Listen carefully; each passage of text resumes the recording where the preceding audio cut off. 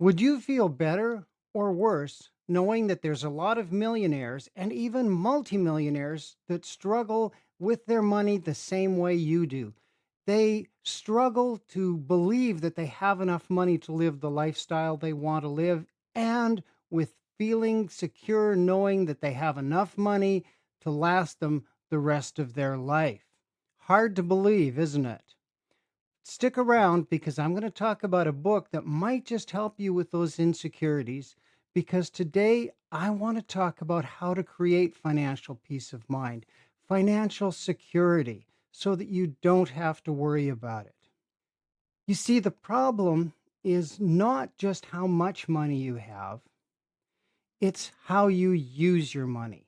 There are a lot of people that are not millionaires, are not making the kind of money that some of the upper income people are making, and yet are doing much better financially and live with financial security, even financial independence. It's not how much you have, it's how you use what you have. And it's playing your own game. That's where that book comes in. I'm going to recommend that you read a book called The Psychology of Money, and I'll put the information about the title and the author beside me.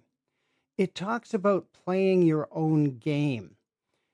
It's wonderful to daydream, fantasize about being a billionaire like Warren Buffett. But let's face it, most of us will never come close to being billionaires. And not all that many of us will make it to the millionaire status that we would like to reach. What you need to do is play your own game. Be reasonable. Now, there's nothing wrong about working to improve yourself, working to improve your financial position. I'm all for that. I've done it. And that's partly how I reached financial security myself. But to get there, you have to have patience. You have to live within your means. You have to live a lifestyle that's appropriate to your income. I know that sounds boring, but if you'll do that, you're almost sure to improve your financial situation. I personally have met quite a number of people who have become millionaires and lost it. Some of them were very successful in business. Some of them won lotteries. Some of them struck it rich in the stock market, but none of them played their game. They thought the money was going to keep coming in like that. They thought they had an infinite supply and they spent it. I recall listening to a fellow not too long ago who was struggling in business for many years and suddenly he 10x'd his income in 1 year. Wonderful.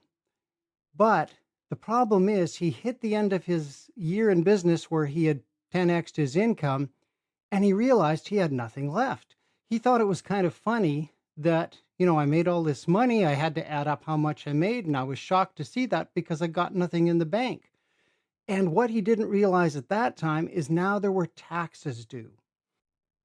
And owing those taxes means that he's going to have to make at least that much money next year to not only pay the taxes for the current year, but pay the taxes on the income that he's going to make to pay the taxes.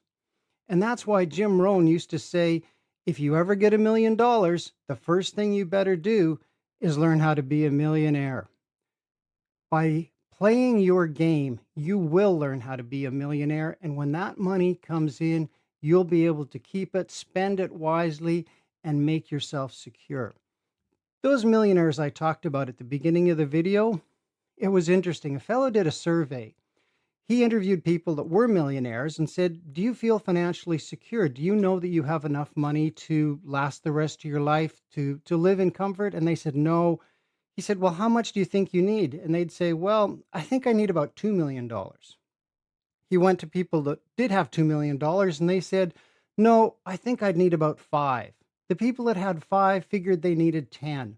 The people that had 10 figured, well, I'm doing pretty good, but you never know when you're going to lose the money.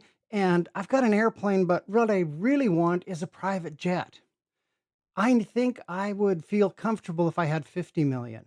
The people that had 50, they needed a bigger jet and figured they needed 100. Even people with $100 million figured they weren't really sure they had enough money to last the rest of their lives.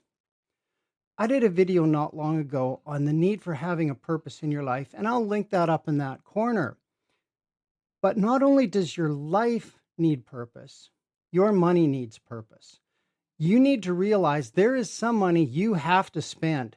There are living expenses, housing, groceries, utilities, insurance. The list goes on. You need that money.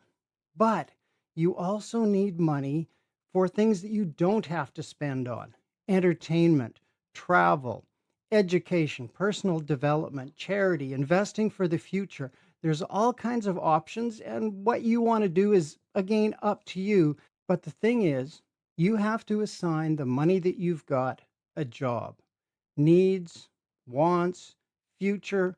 How much of each is up to you, and it's up to your income. Again, play your game according to your income and your desires. What I do myself, and what I'd suggest for most people, especially the people that I'm counseling and coaching around their finances right now, is know what needs to be spent on your needs, what can reasonably be spent on your wants, and what do you want to spend on your growth, whether that's personal growth or financial growth. Again, it's up to you, but give your money a job. That's how you create peace of mind around your finances. That's how you're able to live knowing that you're secure in the money that you have. Thanks for watching. I'll see you next time. And in the meantime, here's a few other videos for you to check out.